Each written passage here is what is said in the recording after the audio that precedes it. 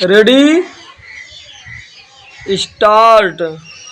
सभापति महोदय, प्रतिदिन छोटी मोटी झड़पें होती रहती हैं।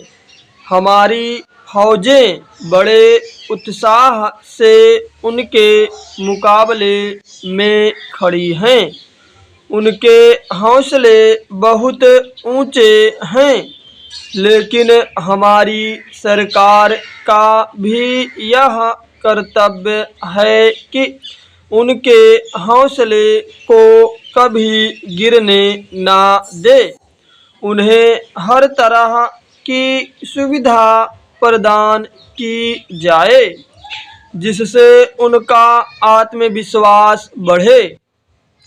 मैं मंत्री महोदय से अनुरोध करूंगा कि सरकार अपनी नीतियों के प्रचार का काम ठीक प्रकार से अपनी फौजों से करे।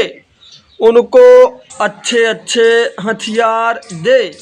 अनुसूचित जातियों और आदिवासी जातियों के आयुक्त ने जो अपना प्रतिवेदन प्रस्तुत किया है, उस प्रतिवेदन को देखने से यह प्रतीत होता है कि इसको तैयार करने में उन्होंने बहुत परिश्रम से कार्य किया है।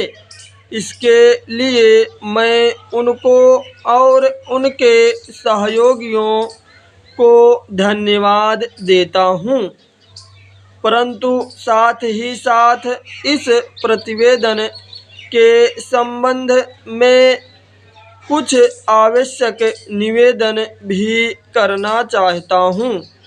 पहली बात तो यह है कि इस प्रतिवेदन को देखने से ऐसा प्रतीत होता है कि इन कार्यों के लिए जिस धन का उपयोग होता है वह 3 साधनों से उपलब्ध होता है: केंद्र सरकार द्वारा, राज्य सरकारों द्वारा और कुछ गैर सरकारी संस्थाओं द्वारा। प्रतिवेदन के अनुसार जितना धन इन कार्यों पर व्यय करने के लिए दिया जाता है, उतना धन पूरी तरह से व्यय नहीं हो पाता। मैं यह नहीं कह सकता कि आवश्यकता से अधिक धन दिया जाता है या कार्यकर्ताओं को वह धन प्राप्त ही नहीं होता, जिसके कारण से वह बिना खर्च हुए बच जाता है।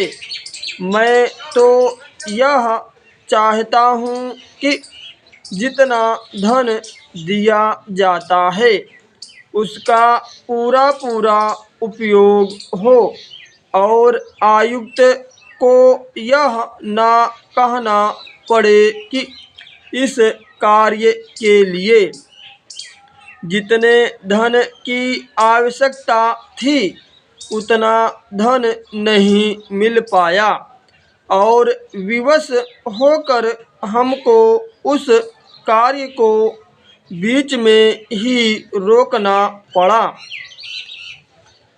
जहाँ तक राज्य सरकारों का संबंध है, बहुत सी राज्य सरकारें अभी तक इस कार्य में असावधानी से काम ले रही हैं और इस कार्य को उपेक्षा की दृष्टि से देखती हैं। आयुक्त ने इस बात की शिकायत की है कि बहुत सी राज्य सरकारों ने अनेक पत्र भेजने के बाद भी अभी तक अपनी रिपोर्ट नहीं भेजी है। मैं चाहता हूँ कि सरकार इस तरफ निष्ठापूर्वक ध्यान दें। राज्य सरकारों पर दबाव डाला जाए कि वे इस दायित्व के प्रति सचेत हों और आयुक्त को उनके कार्य में पूरा सहयोग प्रदान करें। स्टॉप।